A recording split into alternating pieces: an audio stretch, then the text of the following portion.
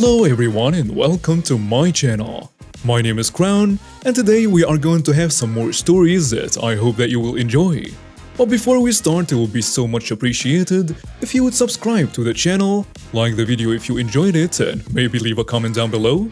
These simple clicks would mean a lot to the future of this channel and really reward the effort that I put in every day. And now, without further ado, let's go! Before COVID, partner only had the kids 5 out of 14 nights due to his work. He even had to get special permission from his boss to come in late one day every other week to get the 5 nights. When businesses and schools went remote because of COVID, Linda reached out. She couldn't manage her work and make sure the kids were on track with remote school. She demanded that partner take them 2 additional nights.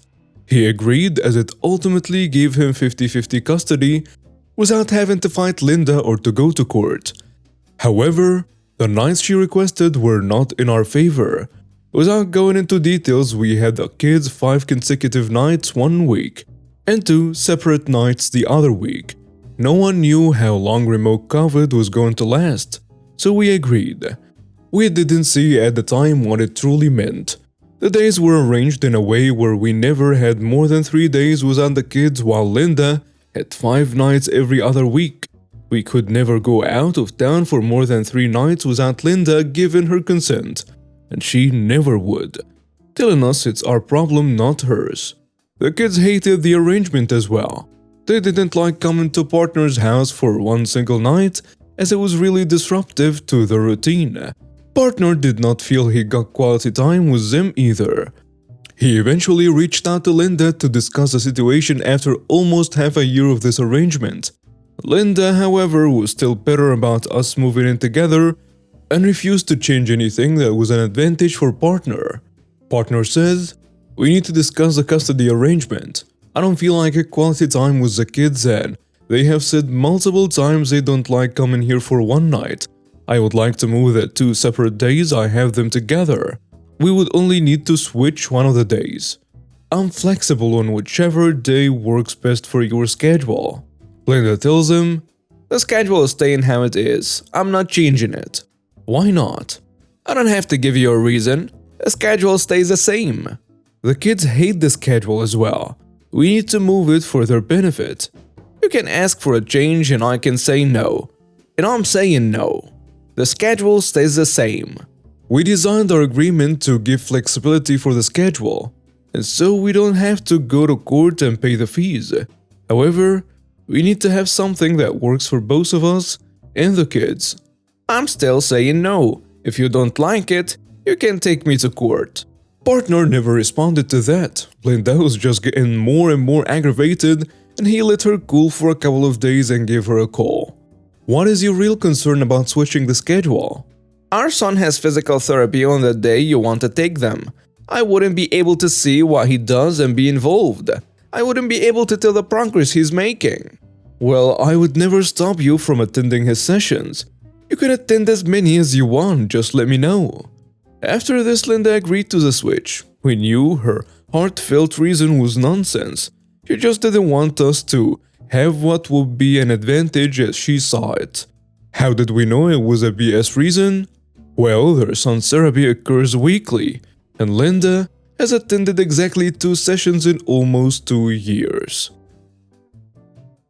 Hey guys, it's Crown. Hope you're doing well. I started a brand new channel called That One Story. It'll mostly include stories coming from different subreddits, but will definitely include some entitled people getting their comeuppance.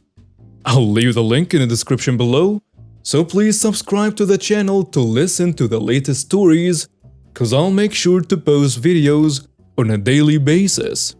Thank you and have a great day. A little over a year ago, I moved to a smallish town. I found a decent duplex out on the outskirts, plenty of room for just myself. When I spoke to the landlord or landlady, I guess, she had implied that she'd had quite a few other people look at the place, but that these weren't the sort of people she wanted moving in. It was heavily implied, though never explicitly stated, that she wouldn't allow minorities to move into her duplexes. I really didn't care, as it was none of my business, and as long as I could get the place I was happy. So I moved in a week later, and at first all was well. I work Tuesday through Saturday 8 to 5 every week, though I frequently get off later than 5.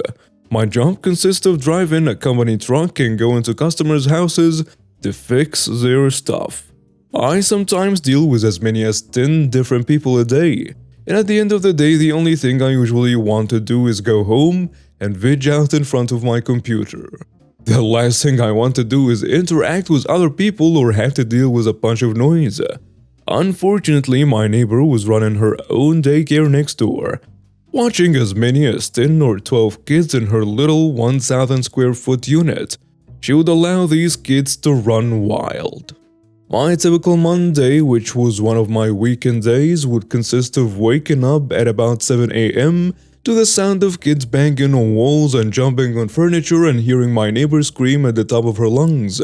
This would go on all day until about 7 p.m. with no respite.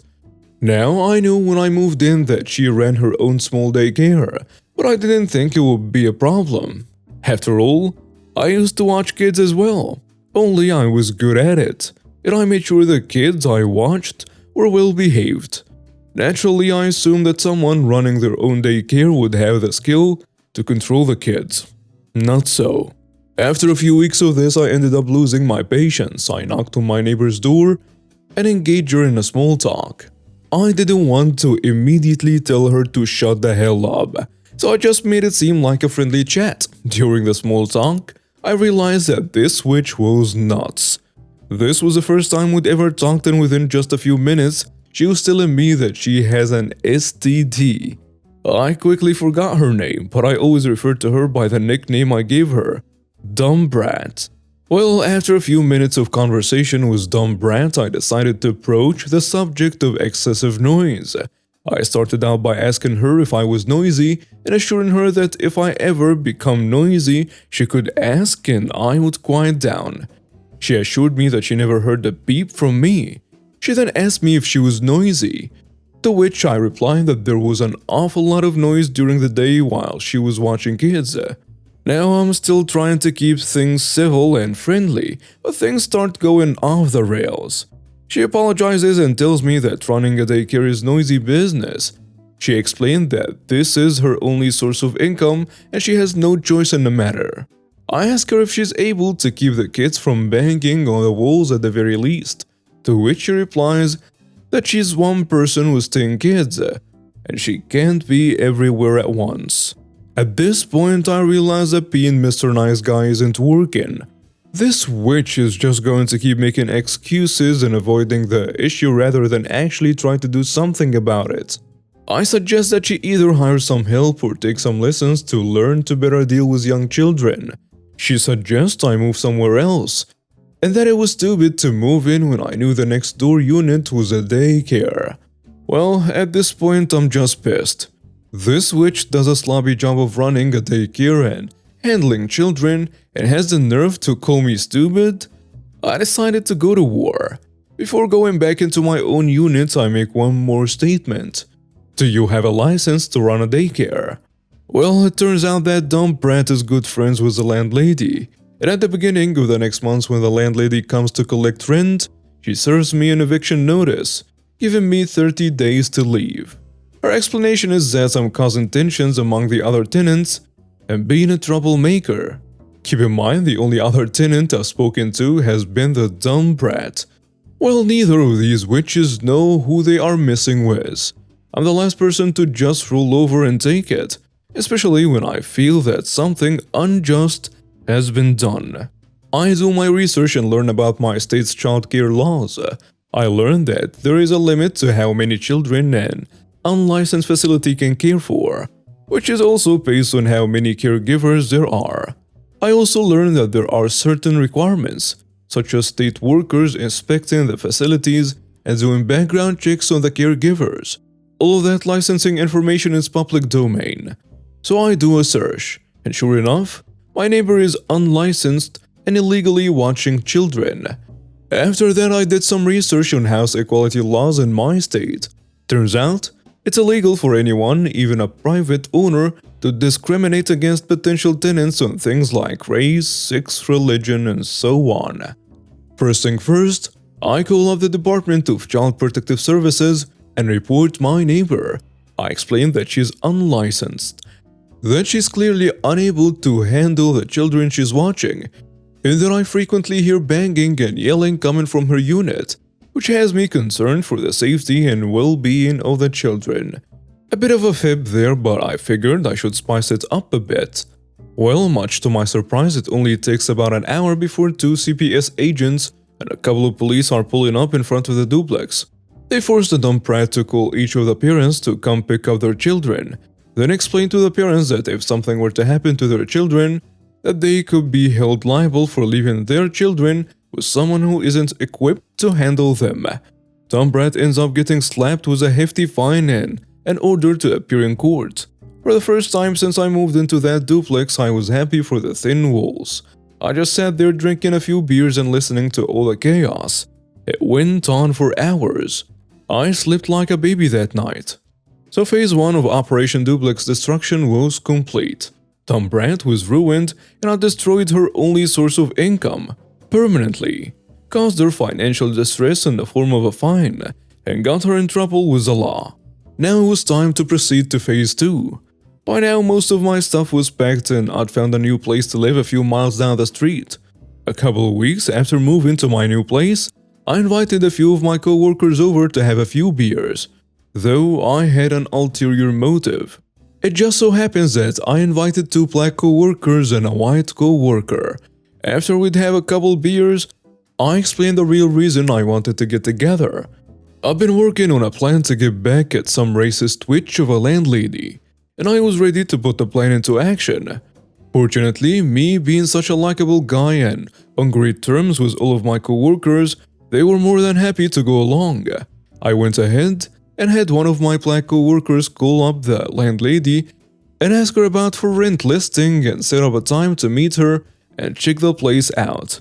I instructed my white co-worker to wait until the end of the week to do the same. A week and a half came and went. During that time, all 3 of my co-workers had met with the landlady to check out the unit. She told my 2 black co-workers that she'd already found another tenant and sent each of them on their way. But when my white co-worker showed up later that day, she told him that she hadn't found anyone to rent yet, but that she'd had some unsavory characters show interest. Well, this was more than enough for me. I got in touch with my state's Commission on Human Relations Department. I explained that I had referred a few friends to check the place out, and that the owner of the properties was blatantly refusing to rent to minorities. I also called up the NNACP and explained the situation to them. It's now been about 2 months since all of that happened. I checked back with the NNACP this morning to ask for an update on the situation. The racist lady was slapped with a fine and is currently being sued by the NNACP for tens of thousands of dollars. And Operation Duplex Destruction is a success. Edit. As of right now, I'm living in a new place with quiet neighbors and a landlord that stays out of my business, so I couldn't be happier.